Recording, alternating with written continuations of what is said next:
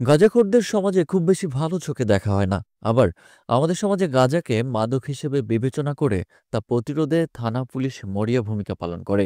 গল্প সাহিত্যেও গাঁজা কম স্থান দখল করে নাই।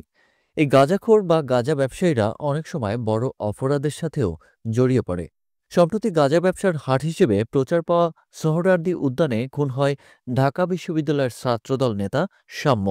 এতে উত্তপ্ত হয়ে ওঠে রাজপথ। সমাজ, সরকার গাঁজার বিরুদ্ধে একজোট হলেও গাঁজা উৎপাদন ও বিক্রি থামানো বেশ কঠিন। অনেক গোপনে নির্ভীতে চাষ হয় এই নেশার গাঁজা। কেমন পরিবেশে হয় গাঁজার চাষ? আমাদের মানিকগঞ্জ প্রতিনিধি শিপন আহমেদ গাঁজা চাষের একটি ক্ষেতের দৃশ্য ধারণ করেছেন। মানিকগঞ্জের ঘিওর উপজেলার বানিয়াজুড়ি ইউনিয়নের গোয়ালডাঙ্গি গ্রামে ঘাসের জমিতে চলছে গাঁজার চাষ।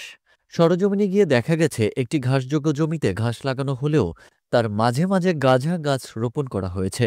স্থানীয় মন্টু মিয়া গাঁজার চাষ করেছেন, বর্গা চাষী তিনি। সন্ধ্যার পর গাছ থেকে তরতাজা গাঁজা খেতে এখানে আসেন নানা এলাকার গাঁজাখোররা। সন্ধ্যায় মাদকদ্রব্য নিয়ন্ত্রণ অধিদপ্তর ও ঘিওর থানার পুলিশ যৌথ অভিযান চালিয়ে গাঁজা গাছ উদ্ধার করে ও মন্টু মিয়াকে আটক করেছে।